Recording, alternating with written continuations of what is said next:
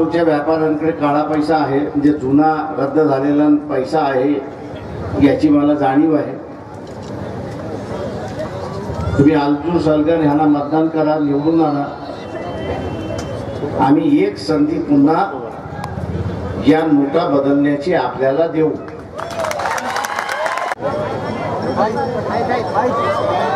नक्की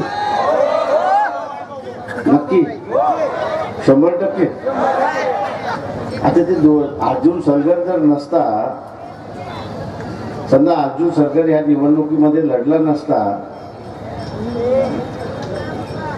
तर सत्ता डाव्या हातात काय आणि सत्ता उजव्या हातात काय, म्हणजे सत्ता डाव्या हातात काय आणि उजव्या हातात काय ती एकाच कुटुंबामध्ये.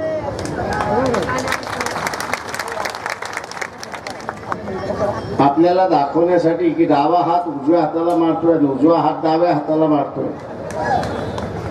आता हे संपवायचं की न संपवायचं?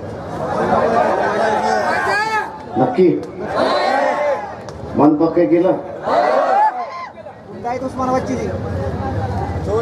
इथला असणाऱ्या कुंभार आहे, लोहार आहे, सोनार आहे, सुतार आहे, कैकाडी आहे, मानगारुडी आहे, हा लहान लहान वंशी आहे गावामध्ये, त्यांच्यापर्यंत आपण पोचणार, त्यांना मतदान द्यायला सांगणार.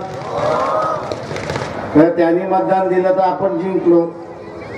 एमआयएम असल्यामुळे मुसलमानांची मतं आपल्याला मिळणारच आहे, ओवैसी साहेब असल्यामुळे मतं आपल्याला मिळणारच आहे. त्याच्यामुळे विजय आपला नक्की. 23ला फटाके वाजवायला सुरुवात.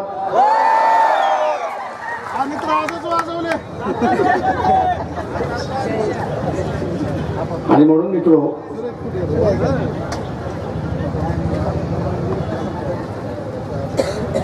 उद्या सत्ता आपली जाते पण काही करायला तयार, दंगली घडवायचा प्रयत्न करतील. आता जसं मोदीला येड लागले असं मला वाटतं. त्यांनी काय म्हटलं की मतदान करा, मतदान करा, पण पुलवामाच्या प्रचार काय तो चोर आणि बीजेपी वाल्यांचा प्रचार काय तर चौकीदार. आणि बिल्डिंग मधला चौकीदार जो असतो तो रात्रीचं टाळं लावतो आणि सकाळ झाली की टाळं उघडतो. इथे वडार समाजाचं कोणी आहे का? हातवरती करा. मुद्दामून विचारतोय कारण त्याला माहितीये गाढव कसं बांधायचं असतं. तो त्याला रस्सीने बांधत नाही, तो नुसतं त्याच्या हाताला असं फिरवत बसतोय 5 मिनिटं. त्या गाढवाला असं वाटतं की आपल्याला बांधले गेले नाही आणि रात्रभर तिथंच राहतो, तो हलत नाही. सकाळी तो पुन्हा वडार जातो, असं उलटा फिरवतो आणि बंद करतो.